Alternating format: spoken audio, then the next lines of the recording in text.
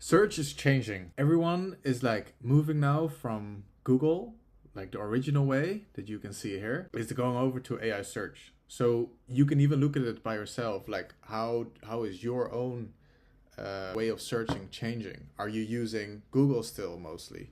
If you're on Google, do you use the blue links, the normal ranking pages, or do you use Google AI overviews? Do you use Google AI mode? Think about how you use search. Like, you can pause the video, think about it. And then we can also think about how are users using ChatGPT. And then, of course, the purpose of this video is how do you rank number one in ChatGPT. Anyway, the way that people are searching is now changing. I would say the intent is mostly the same.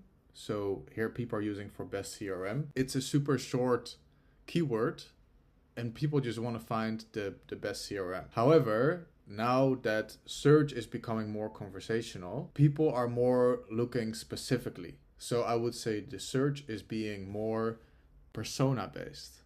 It matters a lot who you are, what kind of conversations you've had in the past. And this is what we call it now generative engine optimization. In the end, it's still SEO. You're still optimizing for search. Whatever you want to call it, SEO, AI SEO, or LLM SEO, you still want to optimize for a specific intent for a specific user. So this is the same plumber as here, looking for what is the best CRM for plumbing. However, ChatGPT can interpret information in a different way than Google used to in the old days. So it can very specifically recommend a CRM for plumbing. Because in the background, what happens is ChatGPT is going to find out what are the features that are needed for plumbing.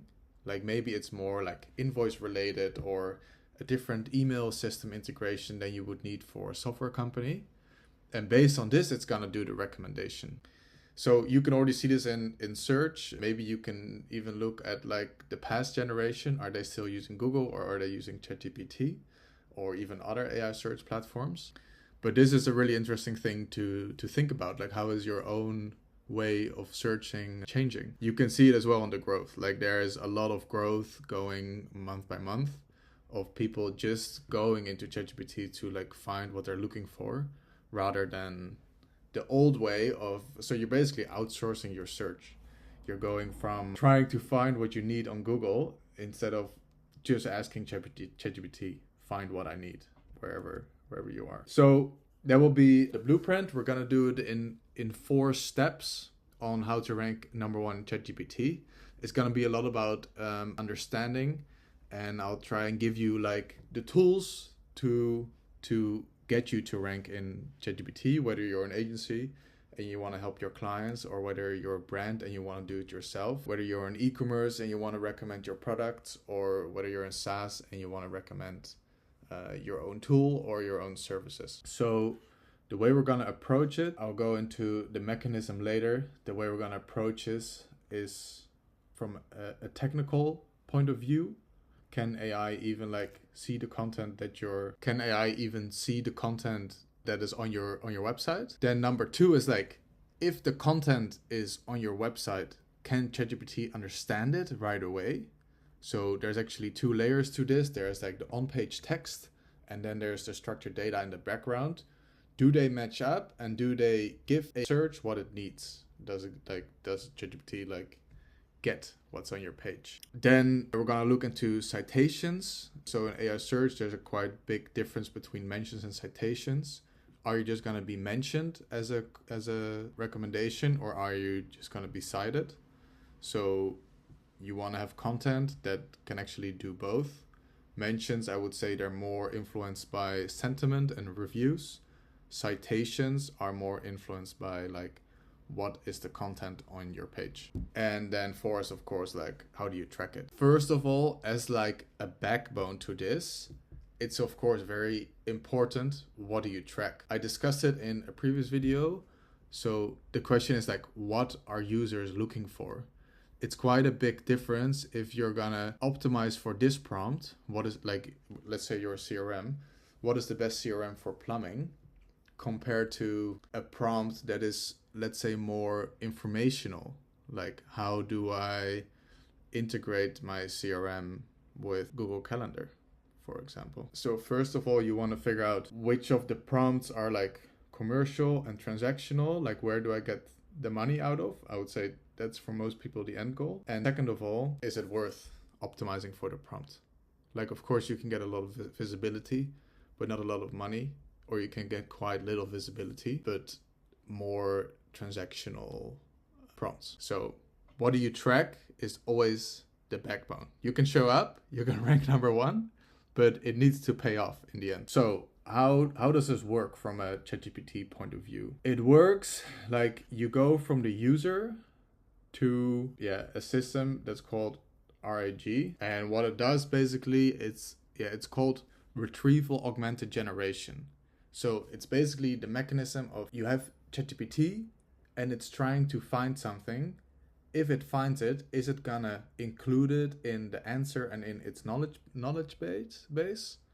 Or is it just gonna go like, this source is not good, I'm just gonna leave it for where it is, I've seen it, but I'm not gonna use it. So if you have a prompt, best plumbing CRM, ChatGPT is gonna like, first of all, it's gonna do some queries. So it's gonna break down this prompt into different like actual search queries. That's where I said you outsource the search. So you have plumbing CRM, it's gonna look for best plumbing CRM, it's gonna look for best CRM 2026, best CRM 2025.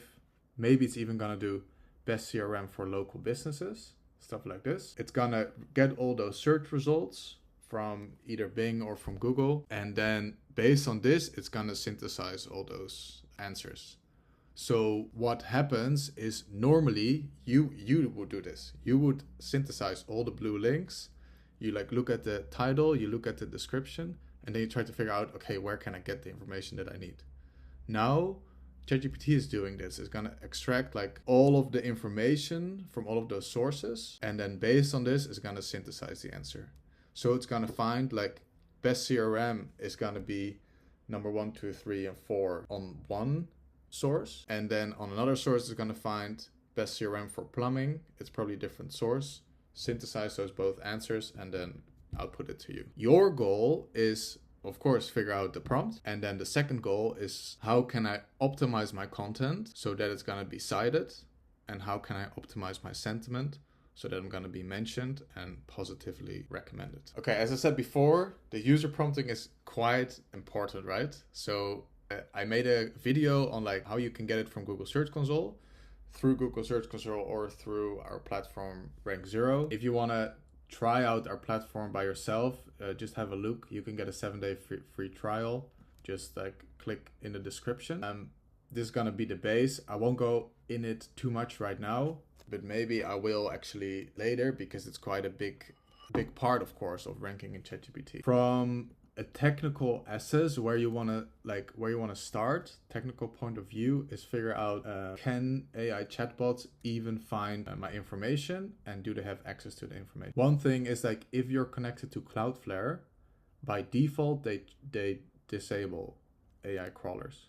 So this is one thing for sure you want to check. Go to Cloudflare, enable AI crawling. Secondly is like if we're talking about CRMs, I'll show you the monday.com robots.txt. You want to allow like these chatbots on your website so that they can access your content. Of course, you can kind of guide them. You can say which pages you disallow, which pages you allow. For example, all your CSS, HTML files, they don't need to get. You just want to give them access to the content. So your blog pages, service pages, homepage. Another thing you can do is go to Google Search Console, show you how we do this. You can go to sitemaps and then there submit your sitemap. So this will give, first of all, Google the right access to all your pages, and you can do like the exact same thing in Bing, just in case. I think Google's more important also for ChatGPT. But having this sitemap in general is quite important because it just gives direct access to all your pages. And then the last thing is schema markup. I'll show you how we do that. When we look at monday.com's robots.txt, you can see that they tell every single AI search bot exactly which pages are allowed and which pages are disallowed. So you can see that they limit specific pages for Claude, Perplexity, and ChatGPT, and then when they give access to other user agents, then they can access more. So here, this means like the homepage and everything else. However, you can't access this. This is then again for Google. And here you want to limit the pages that are private. So for example, partials is private on monday.com. Let's see what they have there. So it was probably an old page or no index page or test page. I think they also have a test page that they limit. So you can see this page is also gonna be disallowed by ChatGPT. The robots.txt is telling ChatGPT, don't access this. It is not for you. It's not relevant. Same for Perplexity, same for Google. And then when you go down to the user agent, for Google it's disallowed, and for any other user agent is also disallowed. However, for any other user agent than these ones above, so Claude, ChatGPT, and Perplexity, they allow JavaScript and CSS file. And then Skynet in general is disallowed everything, so they can't access anything. And then this also where you limit the sitemap. The second thing you can do on the technical side is do a page speed test, and then I'll show you the schema markup, and then I'll show you the AI SEO audit that you can do. From a page speed side, you kind of get the insight from Google. Like, this is basically how non-humans access your page. You can see for, like, I would focus on mobile here. I wouldn't focus on desktop so much. But this is also how ChatGPT is going to access your page. So if this is really slow, it's not going to find as much content, or is not going to consider it as much. And then secondly, actually from a UX point of view, you just want to, like, for SEO purposes, you just want to optimize this, because this is a really big part in user experience. So all of these things you can optimize. And I would, from rich results, so the schema, you can see that they only have currently one. I'll do another check on our own tool, but this schema is going to be super important, especially with AI SEO. It was already quite important with like regular SEO, but for AI SEO, you really want to break this down basically for AI search. And then, of course, you're going to have this in the back end of the page, but make sure that you also have it the front end. So this information should also be found in the front end. And then when you answer a question, that you're quite direct in how you're answering the question. So don't like go straight into the point. Basically. When we do the SEO audit on rank 0, we also break this down. So yeah, you get a score for each one of those, and then you can see what you have to optimize. So from AI SEO perspective, they're doing pretty good. For them, I would just like focus on improving the score. And then here you can see the different schema that they have online. So the organization website and web page are there. This is a different page. That's why there's no FAQs on this one. But you can see here basically the schema that it's finding. This I would also really recommend doing. You can also do it on our page if you want. So you can also do it with us inside the tool. Let's say for vo.com. The way that we do it, so inside rank 0, the way that we do it is we basically, so this is for vo.com, which is kind of like a booking.com. We basically analyze those pages, which is what I just showed you. It's like the AI SEO audit, technically. So we audit these pages. These are all like individual hotel pages. You can see that they have old URLs in their sitemap, which is not ideal. We can, to be sure, refetch. So we just refetched 2,500 pages. Let's see if these are working for them, and hopefully they updated their sitemap. If we go into an audit, you can see we do an audit for this specific page. We give a score for each of these components. You can see here all the different structured data types. So that's the schema in the background. I would say from a content quality point of view, they probably don't have so much content on this page. Let's actually have a look what it looks like. So it's just a listing page for hotels with a TV in Peru. However, they don't add any content below, which, like, I would probably add something there just to give some context on the page, and to like now I think it would be hard for a search engine to really figure out like what is actually the best hotel with a TV in Pucallpa in Peru. That is one thing that they can work on. And then the second thing is if we do a breakdown of the actual structured data on the page, then you can see like there's specific schema that we expect, and then there's specific schema that they have, and then we just check if this is matching. So these are the old pages. Of course, they fail to fetch if they give a 404. These are the other pages. You can see they're doing okay, but not great. And here we show the expected schema and then the schema that we found. So they do have an organization schema, which is good. You can share this for all the pages and reference this. It's basically just about the company itself. You can then do a website schema, which is just basically about the online part of your business. And then lastly, they should have a web page schema. They have that. That's the organization. And then you can see that the web page is missing.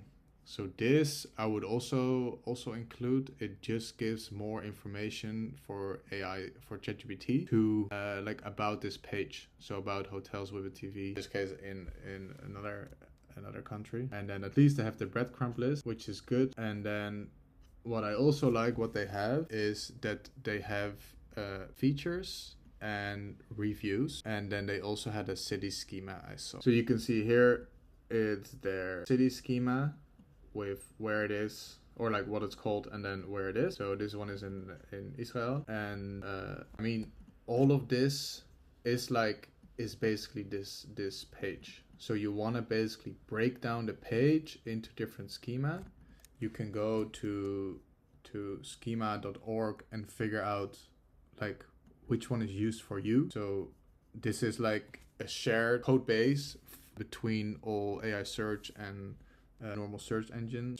And then here, like what they did as well is they do it all the schema for places and for local businesses. So this is what you can also do for your own business.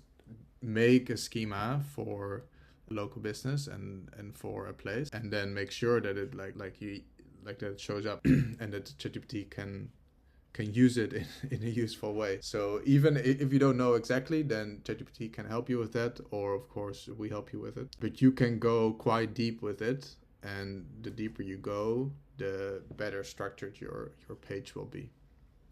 Anyway, this is already way too much on the technical side. Just keep it simple and like do it step by step. Go first with the robots, then go with the page speed, and then go with the schema. And then slowly but surely you'll see an improvement in your rank. A lot of it will also come down to the second pillar, which is basically what content do you have on the page. So this again is closely related to what are people looking for and what do you have on the page that how you can answer that. And the idea behind this is because the search intent is so specific for different personas for ChatGPT. So that's the thing that we saw in the beginning, is like people are looking for the best CRM for a specific reason. And all of those prompts are like this. In a specific city, for a specific person, for a specific business. Best X for Y. Best product under this price. All of these nuances you kind of now have to include on your page. So Monday.com, like they have different products. Let's quickly go to their page. You can see now that it's kind of slow. Can't even open the menu yet. Yeah, here you can see as well the different solutions. And then you can see the different products. So because they have project management, they have a CRM, they have Monday campaigns, email marketing.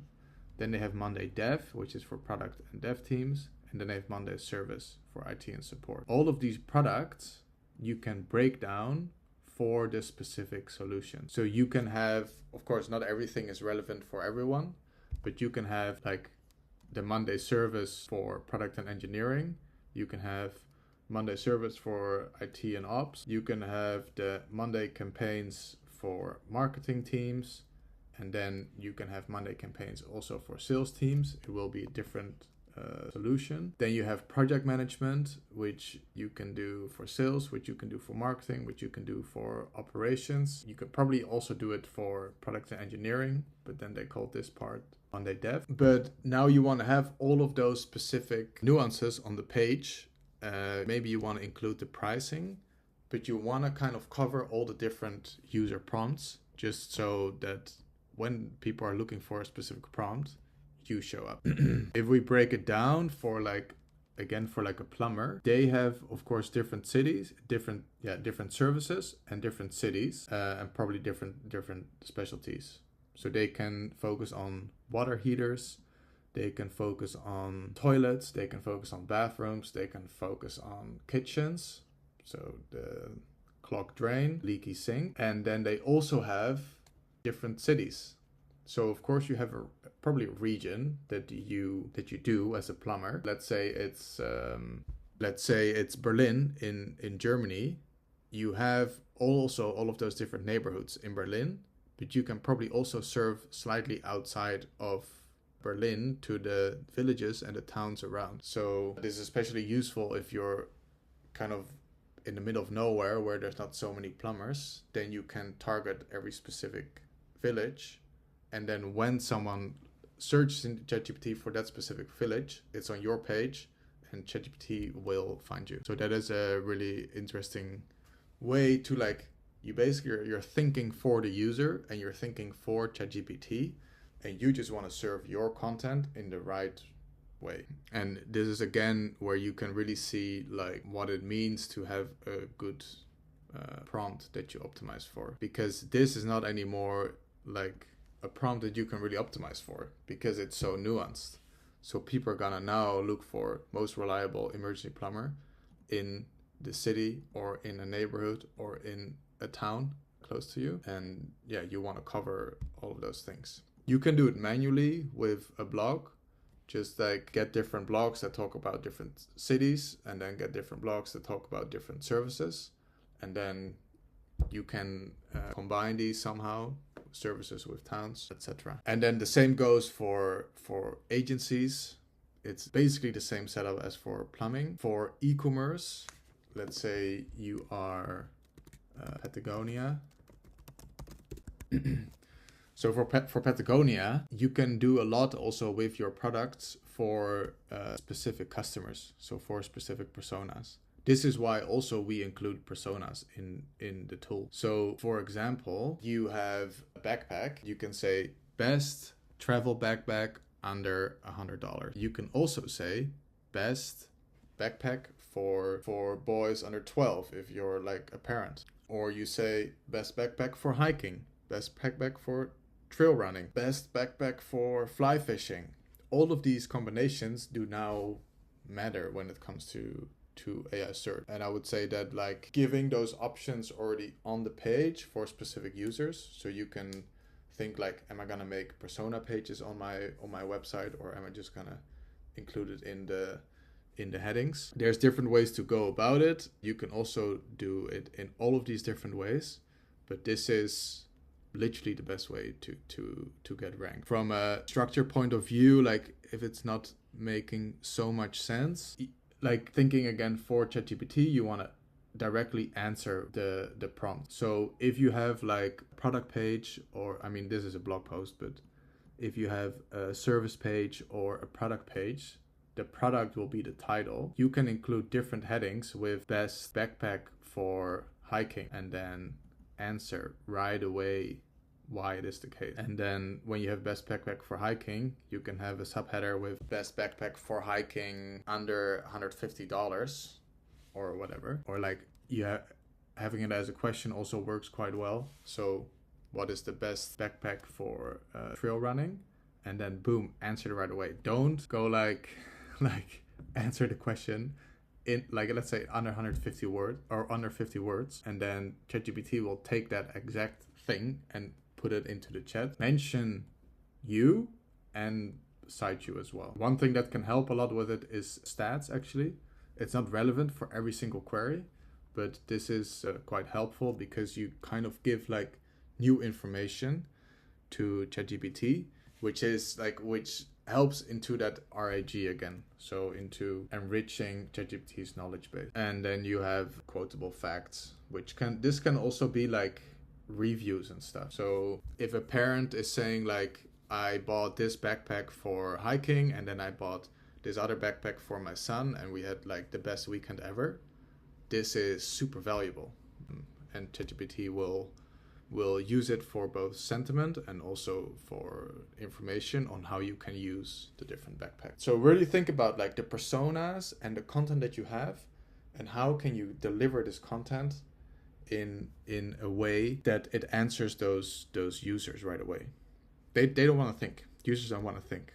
So all right. Coming to point 3, I'm just trying to like make a point. That's why I repeat it all the time. It might like take quite long by now, but these pillars 1 and 2, they are the most important. So I just want to like go over it with you. It's like you need to let AI in and you need to have the right content in a digestible way for both the user and for AI search.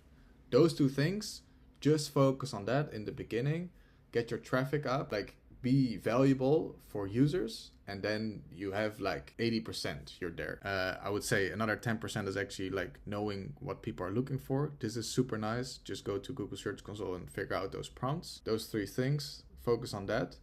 And then you can focus on these like cherries on top, 3 and 4, which is like thinking about more like backlinks. So you want to, of course, be talked about on Reddit. You can think about doing YouTube videos, talking about your brand on LinkedIn, adding it to Wikipedia. These are more like backlinks. So of course you can always talk right about your own page on your own website, but does this network of websites also talk right about you, like review websites or forums or directories? And they can also get cited, and they will then help you with mentions, if that makes sense. Yeah, for example, one big thing here was Reddit in the beginning. I would say it's like, because it was such a big thing, it got super overused. Now again, YouTube is the big thing, but really think long term. Don't jump on all those trends. Like really just think about like, how can I help my user the best? If you make a video like Patagonia, like this is how I use my Patagonia backpack for hiking. This is a super valuable video, nice to watch, but this will also help ChatGPT understand that it can use the backpack for hiking. So it's like a win-win, will work long term, and you'll get cited and mentioned. And this again is then more of also pretty like advanced tactic. Of course, you can create these kind of pages on your website, but ideally you just get like these directories and blogs and stuff to talk about you, just because you're doing a good job. So yeah, you can reach out to blogs and have them talking about you. I wouldn't very quickly put this on my own page. There are some brands that do that. I suppose it works a little bit, but again, like make sure that you have a long-term strategy here and it makes sense long-term. Don't do all of these things for like a quick mention or quick site in ChatGPT, and then in the end it might hurt your brand, because like these kind of pages, you don't want to disturb competitors basically. But it's a way. Actually, for point 2, what you can do is you can create honest comparisons. So you can say Patagonia versus the North Face, or this is more often done in SaaS, like software. So Monday.com versus Pipedrive. So compare 2 CRMs, or Pipedrive versus Atio.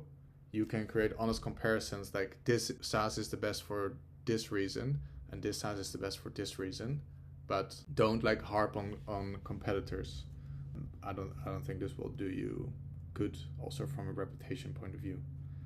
So think about that. The last thing on this end is more. It also goes a little bit deeper.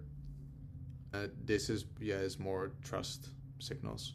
So reviews is like something that you could say you can't really control. You can like ask, you can like somehow stimulated that only positive people, they make a review.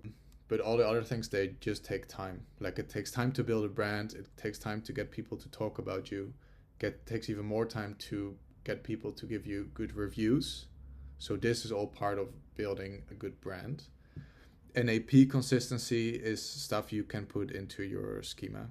So that's again what I showed you before. When we go to VOs.com schema, they don't have it so much actually, but you can add basically in here all of your information. So we might have it for Ring Zero. So we actually have a pretty good example from Athletic Greens. When we analyze their page, they're not the best in general structured data, probably because they don't need it as much. However, you can see that they have quite a good organization schema where they break down all of these NAP things. So you can see like they have their name, they have alternate names, so they can be found under different kinds of names as well. Description, and then like kind of like keywords. So what they're known for, what this website can help search engines with. And then they also have more background information. Even their certifications are here. But for example, when it comes to NAP, you want to add your email, you want to add your telephone number. And like this builds a lot of trust because you kind of are quite transparent to ChatGPT and it knows you are a more reliable source. So you can do this as well, like figure out what is more transparent info I can give about my company, like something that people can find anyway. And then you just share this. Even like press sources, this is a massive trust signal for both users and for ChatGPT. So they also have this on their own page, and then this is directly citable by ChatGPT. So these kind of things are like super nice, but of course it takes quite some time to build because I mean AG1 has been around for over 10 years and they, yeah, I mean, by now they have some good reviews. You can even see like the employees behind it and then even information on the employees. So this is like, in terms of their organization schema, they're amazing. The other things, I haven't seen them do super well yet. Last thing, now that you have completely optimized, the last thing, of course, is that you want to track it. You want to see, is there a change? I would say there is two ways that you can go about it. One way is you just check every day, like you have a list of the prompts that you want to rank for, and then you check it inside ChatGPT. I did this, for example, for VO, hotels with free parking Los Angeles. You can see that right now Kayak is doing really well. So you can go to their page. And then like you see that they have like pretty good list. And here again, I talked before about the like adding content on the page, what VO is missing. You can see now clearly why Kayak is winning here and why VO is not, because like these are basically prompts. You're answering here very clearly, and yeah, you can very clearly see why they are winning here in AI search, because they have stats. They basically formulate all of these as a prompt. I wonder how they tagged all of these, but they're H3 headings. So they have basically an H2 heading with hotels with free parking in Los Angeles, and then they have H3 headings with different kind of prompts formulated as a question with a direct answer below and stats. Best example that we found today. And then above that is the list with the best hotels with free parking. And this is like why they get cited, because ChatGPT is like, perfect, I have the exact structure. They probably also have really good schema, so ChatGPT can parse it super well. And then boom, boom, boom, the entire output is basically provided by Kayak. And VO is nowhere to be seen. Even when I go into sources, there's no VO. So you can track it like this. Like tomorrow again, you can go copy this prompt and see if you show up, like whatever prompt you want to track. We do it as well inside Rank Zero, which I like it better. If I go, for example, to VO if we go have a look at VO and then the prompts that we're tracking for them, we're tracking right now 40 prompts in different countries. So this is another thing that, of course, like, it matters. What is the language and what is the country? For the purpose of this video, I'll also show some English prompts. And then this is actually the prompt that I just showed. So hotels with free parking in Los Angeles. They were mentioned before, but now it looks like they're out of it again. So we can we can go into our prompt performance and then analyze why brands are ranking for specific prompts in specific models and why others aren't. So if we go to the next page, this is the prompt, and you can see, like, for example, for this one, they're only ranking in Google, but not in ChatGPT and Perplexity. For this one, in the past, it says 24 hours, they were mentioned and cited on a page that looked like this, but here it's only a listicle. So they don't have any other information like Kayak that does have all of these answers and stats per, their content is much richer. But this is the way we track it. Then we check the output from this prompt, and you can see which websites were cited and which ones were mentioned, and we basically track that every day, and you can see like where you're missing. So for vo.com, they're missing a lot, and then you can basically break this down for ChatGPT specifically and see what do I need to do to be more like these sources. We just find Kayak is the best example for VO. Just copy more of what they are doing, provide unique insights from your own content, and then you have a path to victory, basically, to rank number one in ChatGPT. We also give, I would say, a better comparison of competitors, and the audit I just showed you, it will help you a lot with your schema. If you want to quickly see the industry ranking, the way that we do it is you can basically add your own competitors, and then you see how you compare to all of them. On this end as well, when you look at competitors, you want to of course know how am I doing compared to the others. So right now vo.com is not doing super well. They're at 1% share of voice. So then you have two ways to see who do you rank against. If at any point you find another competitor, so we added Kayak, for example, recently, we just analyze all of those prompts again for Kayak, and then you get a competitor ranking from your industry with a share of voice for all of those competitors that you added. So you can just add a new one here, and then boom. See which one is the fastest riser, see which one has the highest visibility, and you can even look at sentiment per competitor. So in the end, how do you rank number one on ChatGPT? Fix your technicals, build the right content for the right personas, grow horizontally, so get cited, get backlinks, get PR and reviews, PR being press, and then lastly, you want to track, of course, what you do. What gets measured gets improved, and that's how we do it. If you want to book a call and get your own strategy, I'm happy to break it down for your domain. Just book a call with me or with my co-founder. If you want to try any of these things yourselves, then just, I would say, get a trial, and then you can just check it out. And yeah, happy to help. I hope it helped. Thank you for sticking around. If you still see this, then thank you so much for sticking around. And then we see each other later.